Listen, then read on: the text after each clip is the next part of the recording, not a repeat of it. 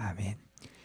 전능하사 천지를 만드신 하나님 아버지를 내가 믿사오며 그 외아들 우리 주 예수 그리스도를 믿사오니 이는 성령으로 잉태하사 동정녀 마리아에게 나시고 본디오 빌라도에게 고난을 받으사 십자가에서 못 박혀 죽으시고 장사한 지 사흘 만에 죽은 자 가운데서 다시 살아나시며 하늘에 오르사 전능하신 하나님 우편에 앉아 계시다가 저리로서 산 자와 죽은 자를 심판하러 오시리라.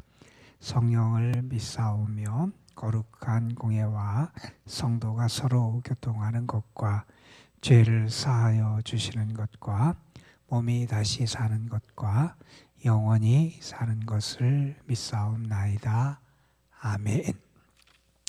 빌립보서 2장 12절에서 18절에 있는 말씀입니다. 빌립보서 2장 12절에서 18절에 있는 말씀, 오늘 우리에게 주신 하나님의 말씀 우리 함께 한 목소리로 받들어야겠습니다. 그러므로 나의 사랑하는 자들아, 너희가 나 있을 때뿐 아니라 지금 또 나 없을 때에도 항상 복종하여 두렵고 떨림으로 너희 구원을 이루라. 너희 안에서 행하시는 이는 하나님이시니 자기의 기쁘신 뜻을 위하여 너희에게 소원을 두고 행하게 하시나니 모든 일을 원망과 시비가 없이 하라.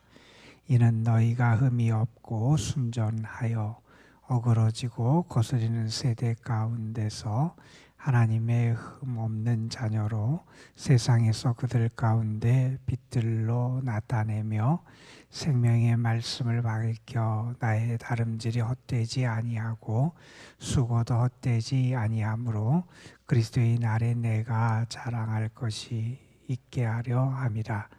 만일 너희의 믿음의 제물과 섬김 위에 내가 나를 전제로 드릴지라도 나는 기뻐하고 너희 무리와 함께 기뻐하리니 이와 같이 너희도 기뻐하고 나와 함께 기뻐하라. 아멘. 미국의 1920년대 미국의 보스턴이라고 하는 지역에서 아주 사람들에게 명성이 나쁜 의미로 그렇게 찾아했던 그런 한 사람이 있었어요. 그런 도둑이었고요. 주로 보석을 훔쳤는데 유명 인사들 혹은 뭐 이렇게 아주 부유한 집들에 있는 보석들을 많이 훔쳤던 그런 사람이었어요. 그러다가 결국 경찰에 잡히게 되고 재판을 받아서 투옥이 됐는데 20년이라고 하는 아주 긴 시간 동안 감옥에 있게 됩니다. 20년의 투옥을 마치고 그가 이제 자유의 몸이 된 다음에 그의 인생이 달라지게 돼요. 인생이 변화됐고 그 나중에 많은 사람들에게 아주 긍정적인 면으로 인정을 받고 때로는 존경까지 받는 그런 사람으로 변화되겠다 그래요. 그 사람이 나중에 다른 사람과 대화하면서 그런 질문을 받았대요. 당신의 인생에서 가장 큰 도둑질을 한 게 뭐냐? 이런 질문을 받았을 때 그분이 그런 얘기를 했답니다. 내 인생에서 가장 큰 도둑질은 나한테 한 거다 하는 얘기를 했어요.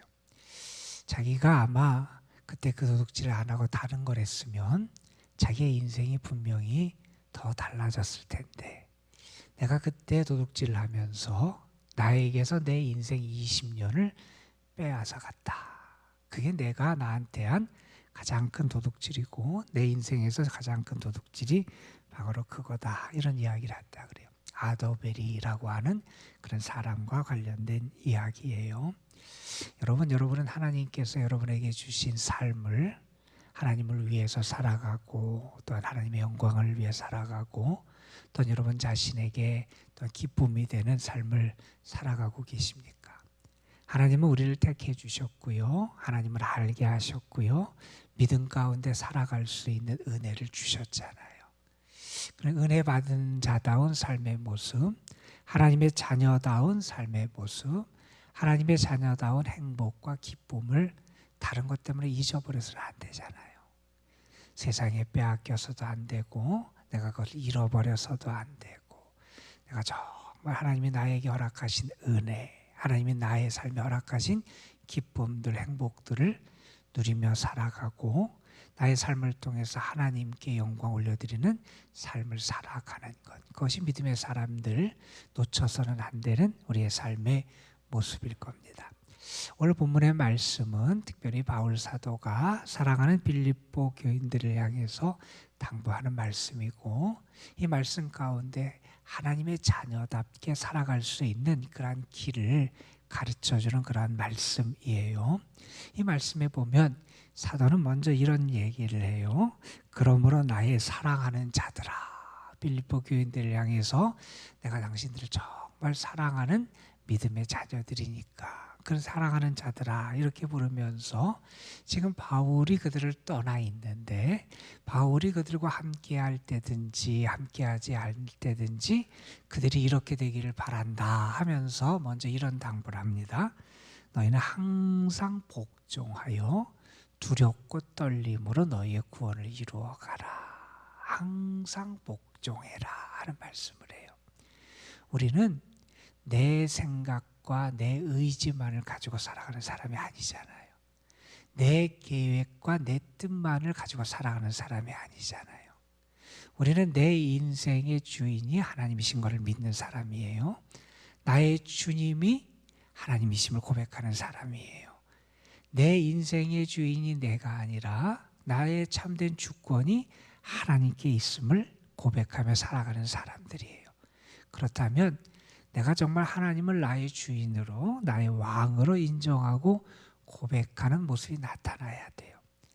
구약적인 표현을 하면 하나님을 경외하는 모습이 우리에게 나타나야 돼요. 정말 그러한 하나님을 경외하는 모습의 핵심이 뭐냐? 하나님께 순종하느냐? 그렇지 않을 때 나타난다는 거예요. 알렉산더 대왕과 관련돼서 아주 유명한 일화들이 많이 있는데 그 중에 하나 이런 일화가 있어요. 알렉산더가 그렇게 많지 않은 병력을 데리고 한 지역을 점령하게 돼요. 성으로 둘러싸인 데를 가서 이제 싸움을 하려고 그러는데 먼저 그곳을 다스리는 사람한테 가서 이야기를 해요. 우리가 당신이 항복하지 않으면 당신들을 칠 거다. 그러니 우리에게 항복해라. 이렇게 이야기를 해요. 그런데 그 성의 성주 입장에서 보니까 군인도 많은 것 같지 않아요. 많은 병력이 온 것 같지도 않으니까 우리는 너에게 항복하지 않겠다. 자신들이 충분히 이길 거라고 생각을 했던 것 같아요. 그러면서 그때 알렉산더가 거기 있는 그 군주 성주에게 그렇게 당신이 나한테 항복할 수밖에 없는 이유를 내가 보여주겠다. 그러면서 이런 명령을 내렸다 그래요. 실제로 있었던 일인지 아닌지 모르겠지만 자기의 병사들을 쭉 한 줄로 세웠대요. 그리고 절벽이 있는데 그 병사들을 세우고 앞으로 가라고 명령을 내렸대요. 그런데 알렉산더의 군인들이 그 알렉산더의 명령을 따라서 걸어가면 절벽에 떨어지는데 그냥 걸어가드리는 거예요. 그 모습을 본 상대방 입장 얼마나 오싹하겠어요. 저 병사들은 많은 숫자는 아닌데 왕이 명령하면 죽을지도 모르는데 그 명령에 따르더라는 거예요. 결국 항복을 했다. 뭐 이런 이야기가 있어요. 여러분, 우리 신앙인은 우리의 주권을 하나님께 돌려드리고 살아가는 사람이잖아요.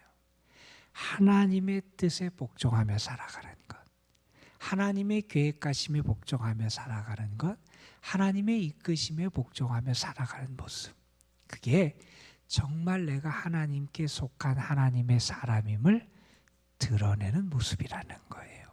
여러분, 여러분의 삶을 통해서 하나님이 정말 여러분의 하나님이 되시고 여러분의 주권자가 되시고 여러분의 왕이 되시고 또 여러분을 다스리는 분임을 여러분의 삶을 통해서 드러낼 수 있었으면 좋겠어요. 이제는 먼저 하나님의 뜻을 따르고 먼저 하나님의 주권을 인정하고 먼저 하나님의 다스림에 순종하며 살아가는 모습, 그게 우리가 간직하고 회복해야 될 믿음의 모습이다 하는 거예요. 그러면서 이렇게 말해요. 우리가 이렇게 복종을 하게 될 때 하나님의 구원의 역사를 이루고 하나님의 뜻을 이루어갈 수 있다는 거예요. 왜 그것이 가능하냐 이렇게 말합니다. 13절에 보면 이렇게 얘기해요. 너희 안에서 행하시는 일은 하나님이시니 자기의 기쁘신 뜻을 위하여 너희에게 소원을 두고 행하게 하신다. 하나님은 어떻게 역사하시느냐? 우리에게 역사하셔서 어떤 걸 열망하고 행하게 하시느냐? 하나님을 기쁘시게 할 것을 우리가 열망하고 실천할 수 있도록 하나님이 우리 속에서 역사하신다는 거예요. 그러니까 내가 하나님의 뜻에 복종하면 어떻게 되느냐? 내가 하나님을 기쁘시게 하는 그러한 열매, 그러한 삶, 그런 것을 내가 이루며 살아갈 수 있다는 거예요. 왜? 내 속에서 하나님이 그렇게 역사하시니까. 하나님이 나를 통하여 그렇게 일하시고 이끌어 가시는데 내가 그 하나님의 뜻과 하나님의 다스림과 인도하심에 순종하면 하나님을 기쁘시게 하는 것이 나의 삶을 통해서 나타난다는 거예요. 여러분, 하나님을 기쁘시게 하는 것이 정말 내가 기뻐할 수 있는 이유가 되는 거고요. 우리가 행복하며 나의 삶에서 정말 끈기 있고 보람 있게 살아갈 수 있는 길이 하나님을 기쁘시게 하는 데 있잖아요. 내가 정말 하나님께 순종하며 하나님의 뜻을 따라 살아갈 때 하나님은 하나님의 기쁘신 뜻을 위해서 내 속에서 소원 들고 행하게 하신다. 나로 하여금 그것을 열망하고 행할 수 있도록 역사하신다 하는 거예요. 자, 그렇다면 여러분, 우리는 분명히 알아요. 내가 내 뜻과 내 의지를 가지고도 물론 선을 행할 수도 있을 거고요. 내가 그런 삶을 살기 위해서 내가 노력할 수도 있을 것이고 그런 열매를 맺을 수도 있을 거예요. 그런데 여러분, 우리는 불완전하잖아요. 온전하게 거룩하고 선한 것에 나아가는 게 너무 부족하잖아요. 욕심에 이끌리기도 하고 조그만 어려움과 시련이 있어도 흔들리기도 하고 때로는 주변에 우리의 시선을 빼앗겨서 주님을 향한 우리의 시선이 주님께 온전히 향하지 못할 때도 있고 믿음이 있는 사람이라 그러는데 마치 베드로가 처음에 주님을 바라보고 주의 말씀에 순종해서 무리를 걸어갈 때는 걸어갈 수 있었는데 풍랑이 일고 조금만 뭐하니까 그의 시선이 흩어지는 거예요. 우리는 그런 존재예요. 내가 열심히 결심을 하고 내가 해보겠다 그런 마음을 갖는 건 정말 중요하지만 우리의 뜻과 우리의 의지와 우리의 노력과 우리의 힘만을 가지고는 그렇게 할 수 없잖아요. 그래서 우리는 내 계획과 내 의지와 내 뜻을 따라 살아가는 사람이 아니라 하나님의 뜻을 따라 살아가고요. 하나님께 복종하며 살아가는 사람이 돼야 되는 거예요. 그럴 때 하나님이 우리 속에서 역사하시는데 하나님을 기쁘시게 할 것을 우리가 소망하게 하시고 하나님을 기쁘시게 할 수 있는 일을 행할 수 있도록 우리를 그렇게 만들어 가신다는 거예요. 그런 하나님의 역사가 우리 속에 있기에 우리는 그 하나님께 순종하며 살아가야 한다 하는 말씀을 주세요. 여러분, 오늘도 하나님께 순종하는 여러분에게 또한 여러분의 삶을 통해서 하나님을 기쁘시게 하는 믿음의 열매가 맺혀지게 되시기를 주님의 이름으로 축복합니다. 여러분, 하나님이 우리 속에 역사하신다는 거예요. 우리는 이것을 잊어서는 안 돼요. 내가 먼저 뭐 하라는 게 하나님이 우리 속에 역사하세요. 우리를 도우시고 인도하세요. 신앙은 언제나 그런 것 같아요. 우리는 내가 결심하고 내가 먼저 뭘 하고 내가 뭘 해서 그것이 이루어지는 것처럼 생각하는데 언제나 신앙에게 성경이 우리에게 말씀하는 것은 하나님이 먼저 역사하시고 하나님이 앞서 행하시고 하나님께서 친히 길을 열어주시고 그게 하나님의 역사하심이라는 거예요. 여러분, 하나님은 우리를 사랑하시고 우리에게 은혜를 베푸시는 것도 그래요. 우리가 먼저 귀중한 존재고 가치 있고 우리가 뭐 대단한 존재여서 하나님이 우리를 사랑해 주시는 게 아니라 하나님이 우리를 사랑해 주시기 때문에 우리가 같이 있게 된 거예요. 하나님이 우리에게 은혜를 주셨기 때문에 우리가 같이 있게 된 거예요. 우리는 이것을 헷갈리면 안 되는 거예요. 많은 사람들이 마치 내가 무언가를 하고 내가 마치 뭔가 대단한 존재가 됐고 내가 무언가를 이루고 공적이 있고 업적이 있고 그래서 마치 내가 하나님의 사랑받게 된 것처럼 그렇게 착각하며 살아갈 때가 있다. 하나님이 은혜를 주셔서 귀하게 된 거고요. 하나님이 사랑해 주셔서 같이 있게 된 거예요. 하나님이 우리 속에서 역사해 주세요. 내가 노력해서 하나님을 기쁘시게 하는 게 아니라 하나님의 뜻에 순종하며 살아가는 자에게 하나님이 우리 속에서 역사하셔서 하나님을 기쁘시게 하는 귀한 열매를 맺게 하신다는 사실이에요. 자, 그러면서 바울 사도는 우리가 하나님의 자녀답게 살아가는 길로 이런 말씀을 우리에게 또한 가르쳐 주세요. 14절에 보면 모든 일을 원망과 시비가 없이 해라 하는 말씀을 해요. 여러분은 원망하는 것은 내가 말로 무언가를 이렇게 불평하고 얘기하는 것을 원망이라 그러잖아요. 시비는 뭐예요? 적극적으로 내가 무언가 그거에 대해서 저항하는 걸 아마 시비라고 말할지 모르겠어요. 이렇게 얘기합니다. 모든 일을 원망과 시비가 없이 해라. 여러분, 우리는 하나님의 선하심을 믿어요. 그렇죠? 하나님의 섭리를 믿어요. 그렇죠? 우리 정말 그걸 믿고 살아가는 사람이에요. 물론 우리의 삶에 때로 환난이, 때로는 큰 풍랑이 몰아치기도 하고요.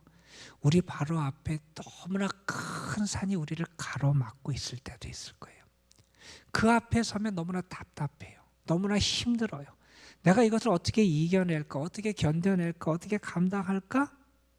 우리는 그것을 나에게 그런 능력이 없기 때문에 우리는 좌절하고 절망하고 자기의 한계를 느낄 수밖에 없어요. 너무나 힘들죠. 그러나 여러분, 우리는 우리 앞에 큰 산이 있을 때도, 때로는 우리가 큰 풍랑을 만날 때도, 때로는 우리가 한겨울에 매서운 그러한 찬바람 아니면 그러한 혹한 가운데 있을 때도 우리는 분명히 믿어요. 하나님이 나를 사랑하심을 믿고 하나님 우리를 선대하심을 믿어요. 우리는 분명히 하나님의 섭리가 있음을 믿어요. 하나님이 하나님의 뜻을 이루어 가시고 우리를 통하여 하나님의 자녀들에게 결국 이기게 하시고 은혜를 베풀어 주심을 믿어요. 우리는 그래서 감사할 수 있는 거예요. 여러분, 모든 일을 원망과 시비가 없이 해라. 바울은 다른 데서 이렇게 얘기하죠. 데살로니가 전서에서 항상 기뻐해라, 쉬지 말고 기도해라, 범사에 감사해라. 그 말씀이에요. 우리는 하나님을 믿고 하나님의 이끄심을 믿어요.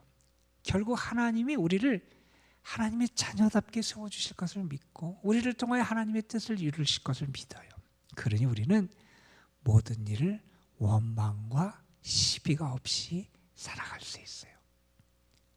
우리의 삶의 문제에서도 그렇고 다른 관계에서도 그렇고 우리는 모든 삶을 원망과 시비가 없이 살아가는 하나님의 자녀가 된다는 거예요.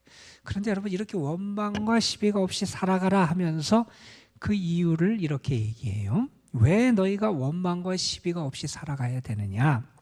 15절에 보면 이렇게 말합니다. 너희는 이 세대에서, 이 세상은 어그러진 세상, 어두운 세상, 뒤틀어지고 거스리는 세상인데 이 세상에서 너희들은 어떤 사람이기 때문에 그러느냐? 흠이 없는 하나님의 자녀로 살아가는 사람이라는 거예요. 너희는 이 시대의 빛으로 살아가는 사람이라는 거예요. 이 시대에 어그러짐이 없는, 정말 흠이 없는 순전한 하나님의 사람으로 살아가는 사람, 빛으로 살아가는 사람이니 너희는 원망과 시비에 넘어져서는 안 된다는 거예요. 그러면서 또한 이렇게 말씀합니다. 너희가 원망과 시비가 없이 살아가야 될 일, 이렇게 16절에서 말해요. 너희는 생명의 말씀을 밝히며 살아가는 사람이라는 거예요. 너희에게는 주의 말씀이 있어요. 주님의 생명의 말씀이 있어요. 그리고 바울이 전해졌던 그 복음의 그 말씀이 있어요. 너희는 그 말씀, 그 생명의 말씀을 드러내고 밝히고 그것의 능력과 은혜를 나누며 살아가는 사람이에요. 그 생명의 말씀을 밝히며 살아가는 사람이니 원망과 시비에 휩쓸려 살아가는 사람이 되어서는 안 된다는 거예요. 흠이 없이 거룩한 자로 살아가는 사람이고, 그리고 생명의 말씀을 붙잡고 의지하고 그 말씀에 의해서 살아가는, 그 말씀이 무엇인지를 드러내며 삶으로 살아가는 사람이니 원망과 시비를 하지 말아라. 다시 말해서 감사하고 하나님의 은혜를 나누고 주님 안에서 화목하고 정말 하나님이 원하시는 그러한 뜻을 이루며 살아가는 사람이 되어야 된다, 이런 말씀을 하세요. 하나님의 자녀가 그렇게 된, 그러면서 바울은 이렇게 말합니다. 그렇게 너희들이 살아가는 모습을 보면 나는 기뻐할 거다. 여러분을 위해서 내 자신을 내어줘도 나는 기뻐할 거다. 여러분이 나의 자랑이 될 거다. 그러면서 살아가는 성도들이 정말 믿음 가운데 그들의 삶이 온전하게 세워지기를 기대하는 그런 말씀을 전하고 있습니다. 오늘 여러분의 삶이 정말 하나님이 기뻐하시는 삶이 됐으면 좋겠어요. 여러분의 삶이 하나님이 오늘 허락하시는 삶이 하나님의 자녀다운 삶이 됐으면 좋겠어요.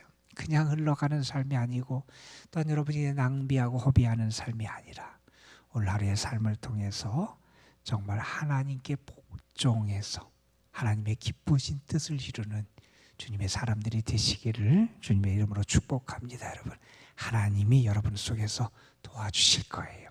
여러분 안에 역사하시는 하나님의 역사하심이 오늘 여러분을 통해서 분명히 큰 은혜로, 귀한 열매로 나타날 줄로 믿습니다. 기도하시겠습니다. 아버지 하나님, 빌립보 교인들을 향해서 바울 사도는 간절하게 하나님을 기쁘시게 하는, 하나님의 뜻에 복종하는 삶을 통해서 하나님을 기쁘시게 하는 신앙인들이 되도록 그들을 가르치고 권면해 줬습니다. 저들이 하나님의 사람이고 어두운 시대 가운데 하나님의 귀한 자녀로 부름받은 사람들인데